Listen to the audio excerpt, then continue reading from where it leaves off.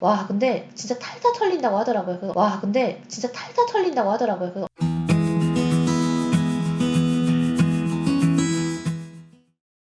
안녕하세요. 입시 읽어주는 여자입니다. 우리가 지금 아주대학교에 대해서 살펴보면서 앞에서 아주대학교가 어떤 경쟁률에 어떤 인원수를 선발하는지 이런 것들 살펴봤어요. 그리고 경쟁률 분석은 2018년, 2019년 위주로 제가 이 뒤에서 한 번 더 다루도록 하겠습니다. 학생부 반영 방법에 대해서 살펴볼 거예요. 대상 전형은 지금 교과 전형과 논술 전형이라고 하는데요. 여기서 지금 퀴즈. 아주대는 논술을 몇 프로 반영하죠? 20% 반영하죠. 그리고 아주 에이스 전형과 논술 우수자 전형의 공통점 뭐였죠? 그쵸. 의대만 최저가 있고 4학 5인데 과탐은 두 과목 평균에다 절사하지 않으므로 굉장히 까다로운 최저다. 이렇게 기억을 하셔야 되죠. 그 최저 못 맞춰서 떨어진 애들이 너무 많아요. 그래서 좀 안타깝습니다. 반영 교과 및 반영 비율은 자연계열의 경우 지금 국어 20에 수학 30, 영어 30에 과학 20 이렇게 들어가네요. 그리고 인문계열의 경우에는 30, 20, 30, 20 이렇게 들어가네요. 그러니까 결국 국어랑 영어가 60을 차지하는군요. 수학의 반영 비중이 좀 적네요. 이것도 좀 독특한 게 이제 예를 들어서 정시를 할 때는 이 경영대학 같은 상경 계열에서는 수학을 30으로 보거나 하는 방식으로 접근이 바뀌기도 해요. 그래서 요번에 반영 비율은 현재 이렇게 반영을 할 거라는 거 기억해 주시고 인정 범위 및 반영 비율, 전형별 학생부 반영 비율의 100%입니다. 그러니까 결국엔 3학년 1학기까지 반영을 한다라는 건데요.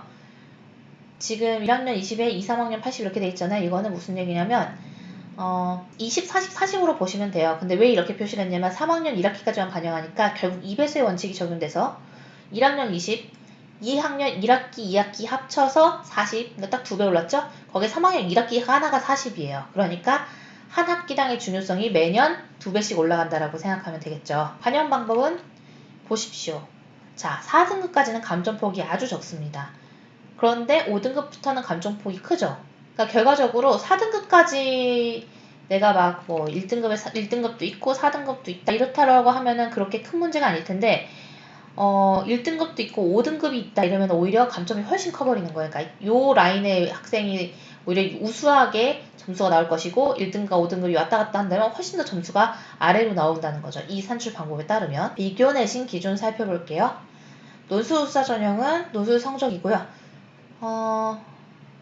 이 비교 내신은 검정고시나 외국고등학교 그 다음에 이제 삼수생 이전의 졸업연도 이런 경우에는 비교 내신으로 처리해준다. 아주대는 이런저런 비교 내신은 되게 후한 편이에요. 그래서 비교 내신 대든 학생들이 지원했을 때 합격하는 경우도 되게 많이 봤고요. 학업수사 전형의 경우 이제 우리가 말한 교과 전형이죠. 3학년 1학기까지가 있어야 되는데 국내 일반고, 자유고, 특목고는 지원이 가능합니다. 그래서 290명을 선발하는데 이거는 전년도보다 좀 줄어든 인원수라고 말씀드렸고 수능 최저는 없어요. 수능 최저는 없고 교과 100에 선발을 하고 학생 반영 방법 우리가 아까 위에서 본 것처럼 이제 국어, 수학, 영어, 사회 뭐 이런 방식으로 20, 30을 이제 나눠서 과목별로 들어간다는 거죠. 여러분 자소서 쓰실 때 이 내용을 꼭 참고해 주시기 바랍니다. 지금 기계공학과, 산업공학과 이게 각각의 인재상을 좀 따로 분별해 놓은 곳들은 그와 같은 인재상이 자소서에 녹아 있기를 바랍니다. 네. 그런 이유 아니고서는 이 내용을 이렇게 다 하나하나 다르게 할 이유가 없어요. 그런데 저는 이 접근이 예전에는 좋았지만 지금은 좀 아니라고 생각합니다. 이건 예전부터 있었던 건데요.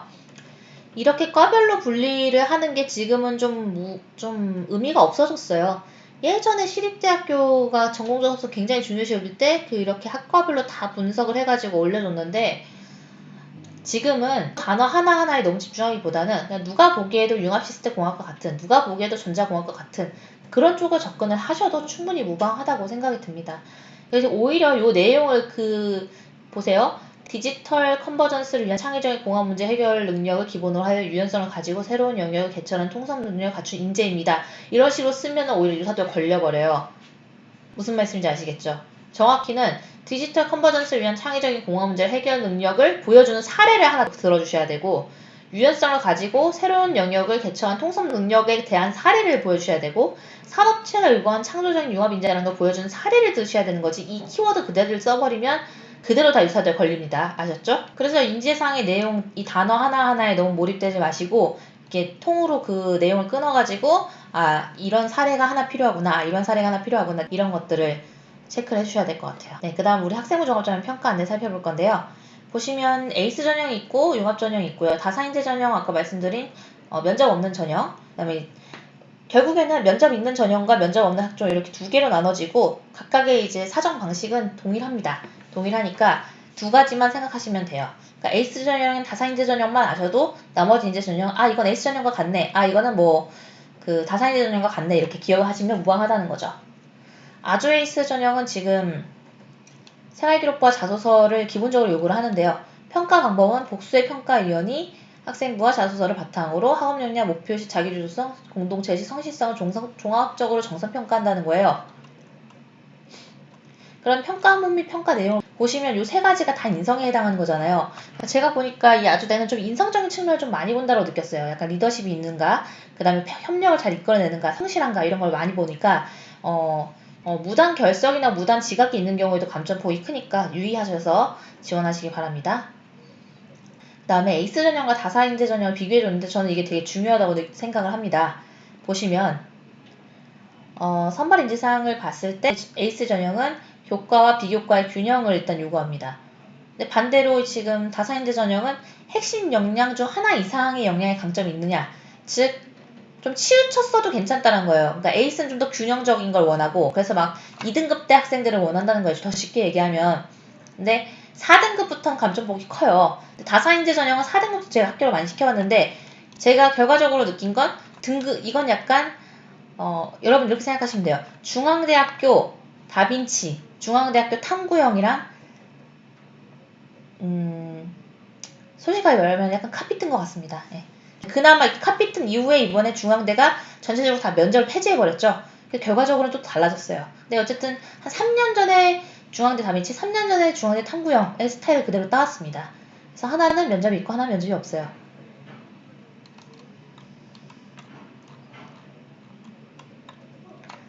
네, 평가 항목은 약간 치우쳐 일자로 딱 보시면 좀 약간 이 표가 좀 저는 이상하다고 느끼는 게 공동체 의식이 없어도 된다인가요?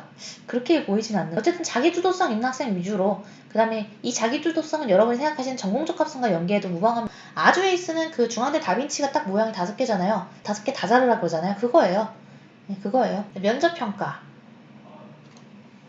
면접평가의 경우에 아주 에이스 전형이 1단계 합격자를 이제 3배수 선발하는데 그와 동일하게 지금 SW 융합인재, 그 다음에 특수교육 대상자, 그 다음에 재직자 전형, 국방 IT 우수인재가 전부 다 3배수를 면접을 봐요.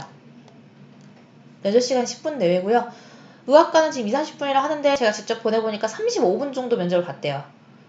와, 근데 진짜 탈다 털린다고 하더라고요. 그래서 어떤 연구했으면 그것을 이제 의학적인 접근으로 다 바꿔서 설명을 해야 하고요. 아주대 의대에 대해서 궁금하신 분은 회사로 문의를 주시는 게 좋을 것 같습니다. 주대는 이제 그 학생들의 그 면접자들 후기를 들어보면 굉장히 압박 면접이 심했다라는 게 주된 평가예요. 그래서 압박 면접에 대해서 미리 좀 심리적인 준비를 하고 가시는 게 좋을 것 같습니다. 평가 항목 및 평가 내용을 살펴보시면 서류 진실성은 모든 학과에 살펴보는 것이고요. 의학과의 경우에만 윤리의식과 사회적 책임, 그리고 자기개발에 대해서 문의를 한다고 합니다. 문답을 하는 거죠, 정확히는. 너의 윤리의식은 어떠니? 너는 착한 의사가 되고 싶니? 아니면은 능력 있는 의사가 되고 싶니? 근데 답은 제가 능력 있는 의사라고 여러 번 말씀드렸죠. 그 답이 궁금하신 분들은 댓글로 문의해 주시면 제가 답을 더 정확하게 설명을 해드릴게요. 그다음에 종합전형 공통 유의사항입니다. 유사도 검색을 할 건데요. 네, 이거는 아주대를 포함한 모든 학교가 동일하게 5% 미만이 되어야 한다라고 요구하고 있습니다. 저는 이제 11년 동안 이거 하면서 이 5% 미만에 걸려본 적이 없어요. 그 부분을 좀 고려하시고, 실제로는 굉장히 많이 걸립니다. 1년에 막 7,000명 걸린 적도 있고요. 자기소개서 작성 유의사항은 이미 다른 학교랑 공통적으로 다 겹치고 있습니다.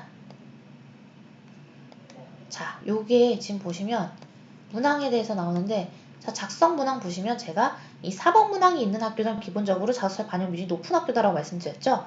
4번 문항이 지금 지원 전공을 선택한 이유를 물어보고요. 그 다음 자기 목표를 이루기에 고등학교 재학 중 도전한 경험에 대해서 구체적 기술하라고 얘기를 하고 있어요. 그래서 이 아주대학교의 자소서의 반영 비중은 아주 에이스 전형의 경우 내부적으로 약 30% 정도, 그다음에 다사인재 전형의 경우 내부적으로 약 70% 정도라고 생각하시면 됩니다. 다사인재 전형을 자소서를 잘 썼으면 오히려 낮은 대신 학생의 경우에도 합격을 많이 했어요. 이제 에이스, 이제 면접일이 조금 다양하게 나온다라는 거 체크해 주시고요.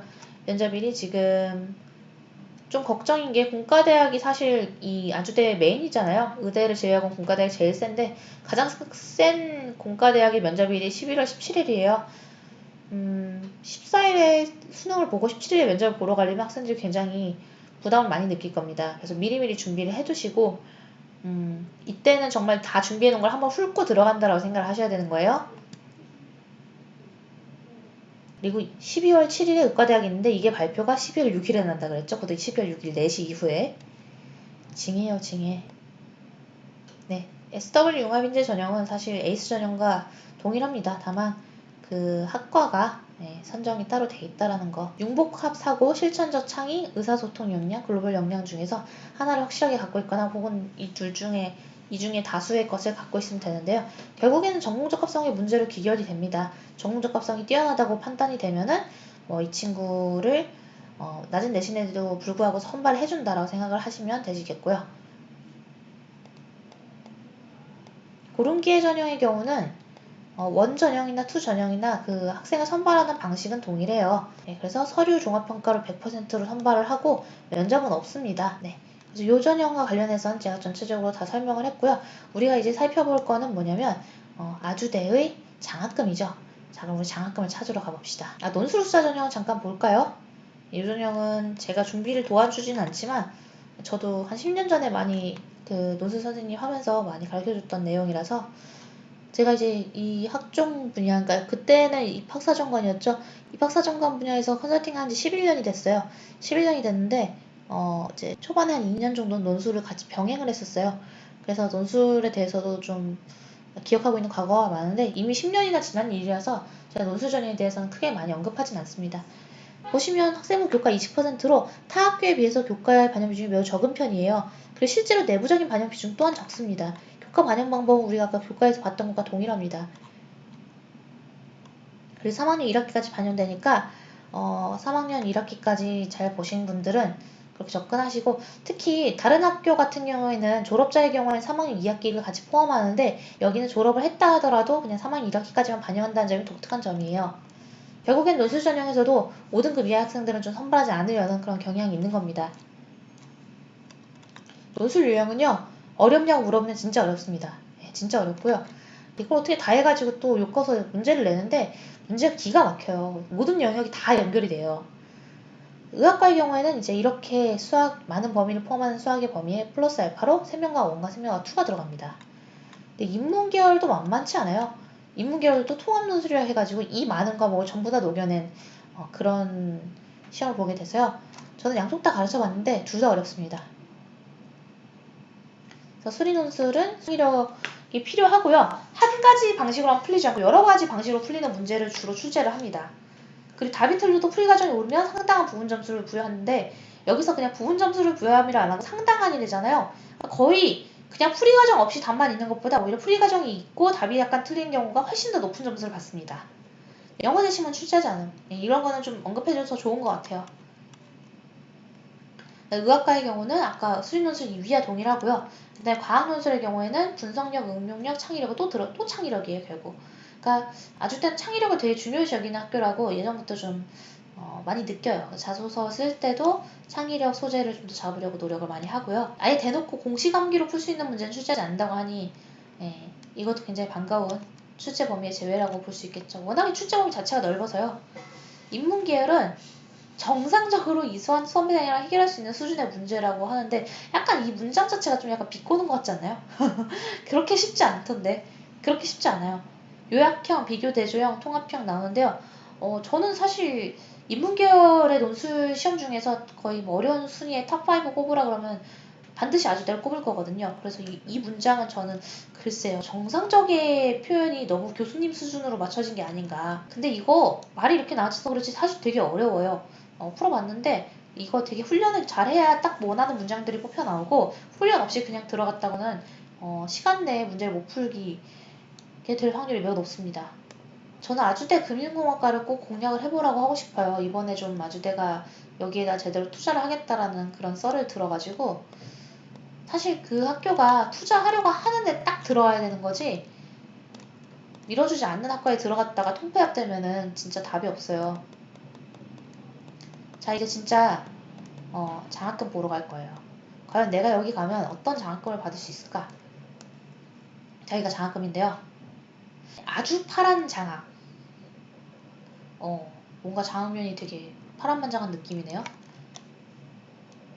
학생부종합제한 선발위원회 결과 최우수자 1인 또는 2니까 이거나 혹은 수시 정시에서 수능, 국어, 수학, 탐구 두 과목 평균 100분의 평균 상위 2% 이내로 국어, 수학, 영어, 과탐 또는 국어, 수학, 영어, 사탐 응시자.